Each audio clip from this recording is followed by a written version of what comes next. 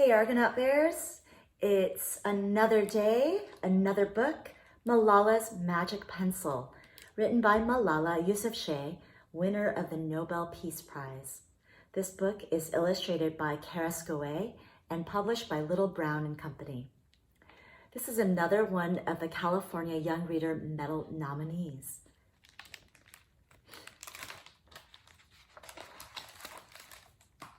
Do you believe in magic?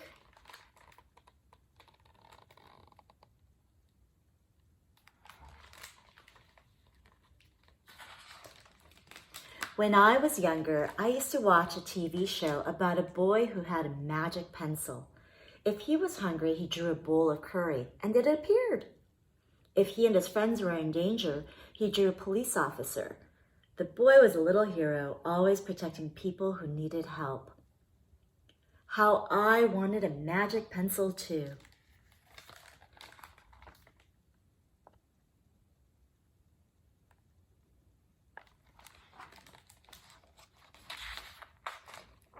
If I had a magic pencil, I would use it to put a lock on my door so my brothers couldn't bother me. Stop time so I could sleep an extra hour every morning. Erase the smell of the trash dump near our house.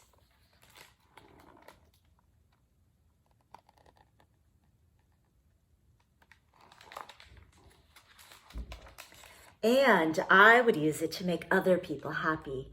I would draw the most beautiful dresses in the world for my mother, the best buildings in the valley for my father, so he could open many schools where children could study for free.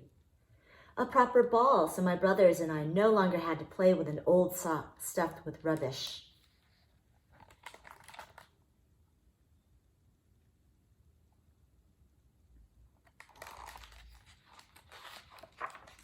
Every night before I went to bed, I wished for a magic pencil of my own. And every morning I would wake up and check my cupboard. But the magic pencil was never there.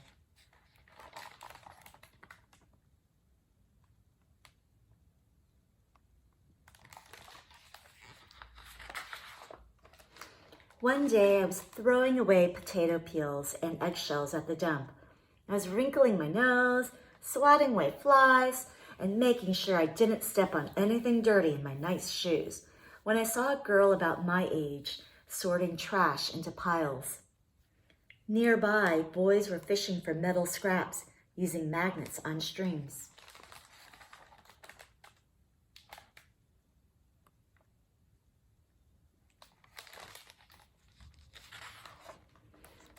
When my father returned home from work, I told him what I'd seen. It made him sad.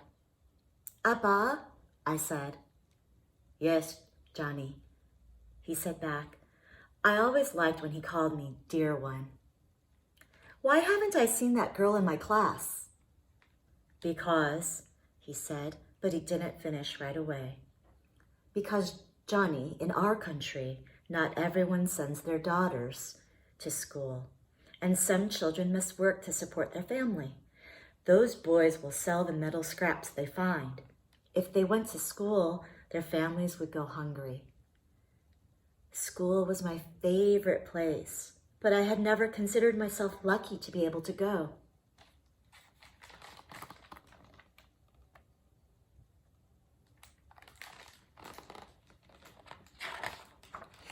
My father had always said, "Malala will live free as a bird." Now I wondered how free I'd truly be. That night I thought about families who didn't have enough food, and the girl who couldn't go to school, and even about how when I was older, I would be expected to cook and clean for my brothers, because where I came from, many girls weren't allowed to become what they dreamed of.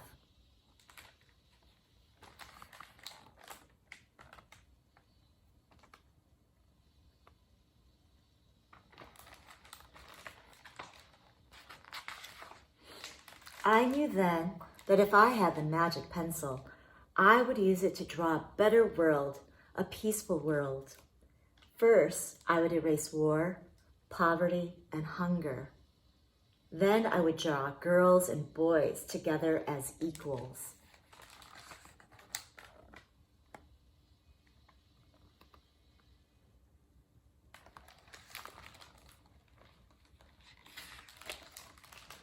Over the next few years, instead of wishing for a magic pencil every night, I worked hard in school every day. I wanted to be one of the top students in my class.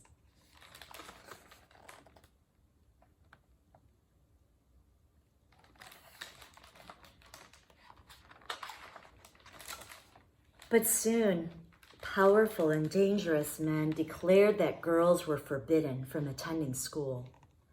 They walked the streets of our city now, and they carried weapons.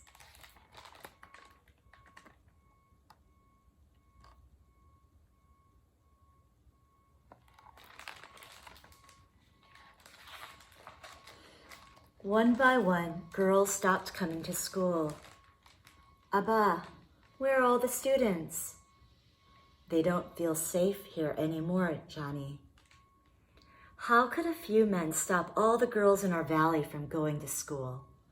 If more people knew what was happening to us, I thought, they might help.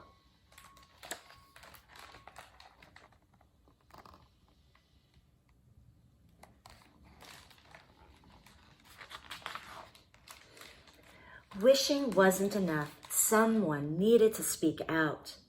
Why not me? I wrote about what it felt like to be scared to walk to school and how some of my friends had moved away because of the threat they faced in our city. I wrote about how much I loved school and how proud I was of my uniform.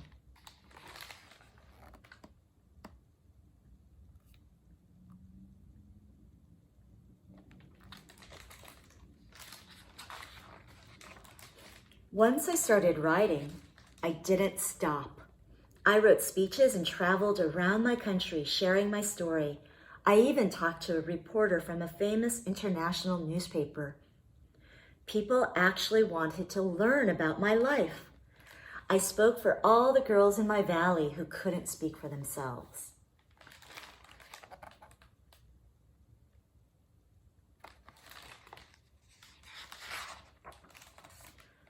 My voice became so powerful that the dangerous men tried to silence me, but they failed.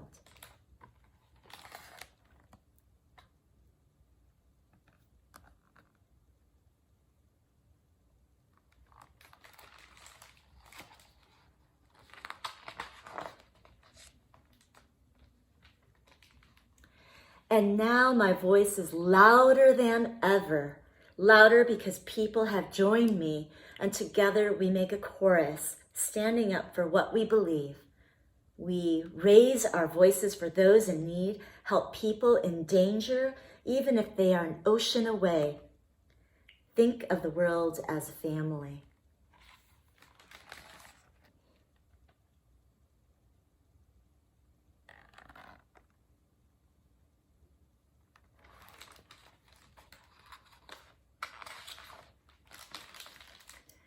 Do you still believe in magic? I do. I wrote alone in my room, but people all over the world were reading my story.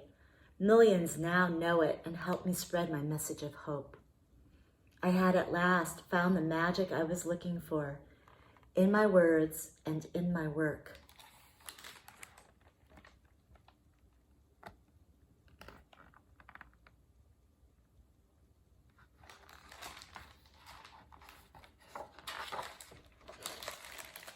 I am Malala. I've always wished I could make the world a more beautiful place, and every day I work to make my wish come true. One child, one teacher, one book, and one pen can change the world.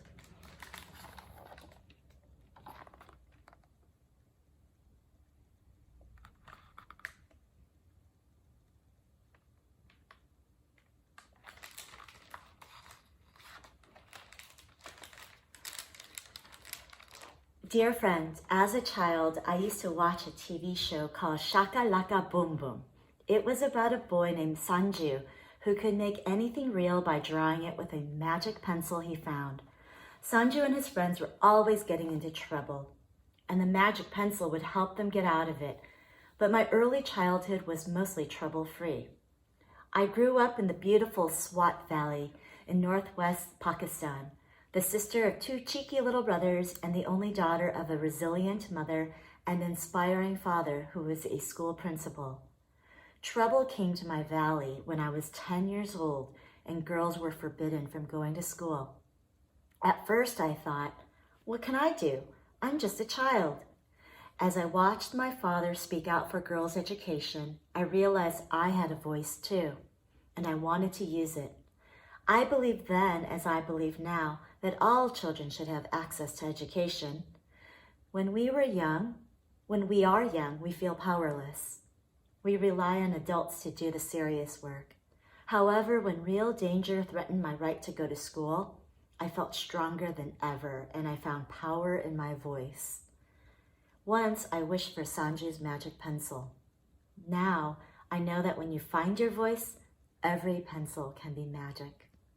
I hope that my story inspires you to find the magic in your own life and to always speak up for what you believe in. Magic is everywhere in the world, in knowledge, beauty, love, peace. The magic is in you, in your words, in your voice.